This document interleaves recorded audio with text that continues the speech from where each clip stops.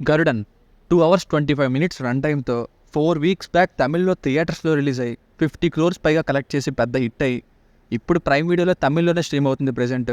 So అంత block buster అన్నారనే చూసా. Soon Telugu audio కూడా యాడ్ అయ్యే ఛాన్సెస్ ఉన్నాయి, ఎందుకంటే మెయిన్ లీడ్గా యాక్ట్ చేసిన వారివి ప్రీవియస్ మూవీస్ అన్నీ కూడా తెలుగులో డబ్ చేశారు చాలా వరకు.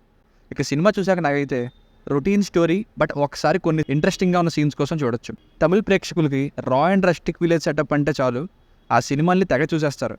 కలెక్షన్స్ వచ్చేయేమో కానీ ఫస్ట్ హాఫ్ అయితే ఇంక సినిమాని ఎలాగోలా ముందుకు తీసుకెళ్లాలన్నట్టే ఉంది. కానీ కొన్ని ఇంట్రడక్షన్ సీన్స్, ఇంటర్వెల్ సీన్ బాగుంటుంది. సెకండ్ హాఫ్ మొదటి 30 minutes చాలా బాగుంది. ఇంకా అప్పుడే మిగతా స్టోరీ రొటీన్ అని తెలిసిపోతుంది. ఇంకా అక్కడి నుండి మళ్ళీ మామూలే సినిమా. సో ఓటీటీలో చూడడానికి ఒకసారి బాగానే ఉంటుంది. నేను బాగాలేదు అని చెప్పట్లేదు, అలానే సూపర్ అని చెప్పట్లేదు. మళ్ళీ నీకు ఏ సినిమాలో నచ్చవా అని అడుగుతారు కొందరు. లాస్ట్ కల్కి రిలీజ్ అయిన వీక్ కంటే ముందు వీక్ మీరు సరిగ్గా అబ్జర్వ్ చేస్తే వరుణ్ సందేశ్ గారి నిందా సినిమాతో కలిపి 11 మూవీస్ థియేటర్లో రిలీజ్ అయ్యి ఒక్కటి కూడా హిట్ అవ్వలేదు. అవే ఓటీటీలో రిలీజ్ అయ్యాయి అనుకోండి, చూసి బాగోకపోతే బాగాలేదని చెప్తారు. దానికి కొందరు ఏమంటారు, ఏంటి బ్రో ఒక్క మూవీ కూడా నచ్చదా అని అంటారు తప్ప ఒక్కరు కూడా ఆ మూవీస్ అన్నీ చూడరు. అప్పుడు మీకు ఎలా అర్థమవుతుంది నేను చెప్పేది కరెక్టా కాదు అని? అవన్నీ చూస్తే తెలుస్తుంది. సో ఈ గార్డియన్ మూవీని ఫ్యామిలీతో చూడొచ్చు అంటే చూడొచ్చు, అడల్ట్ కంటెంట్ ఏం లేదు, కానీ వైలెంట్గా చంపుకునే సీన్స్ అయితే ఉంటాయి. బేసిక్ స్టోరీ లైన్ ఏంటంటే, పోలీస్ అయిన సముద్రకని గారు ఒక 90 days తర్వాత రిజైనేషన్ పెడతారు. ఎందుకు రిజైన్ అంటే, చొక్కన్ అలియాస్ హీరో సూరి గారి వల్ల అంటూ ఫ్లాష్ బ్యాక్ అని చెప్పడం స్టార్ట్ చేస్తారు.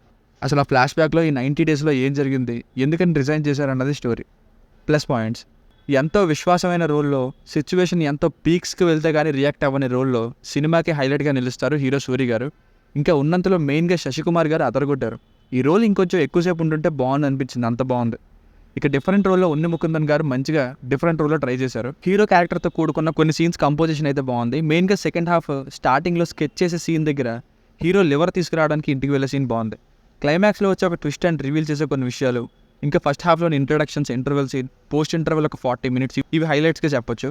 కొంబైలో ఉండే గుడి అవి చూపిస్తూ రా ఫీల్ తెప్పించే సినిమాటోగ్రఫీ బాగుంది. మైనస్ పాయింట్స్: మ్యూజిక్ పై Yuvan Shankar Raja is not so great అనే చెప్పాలండి.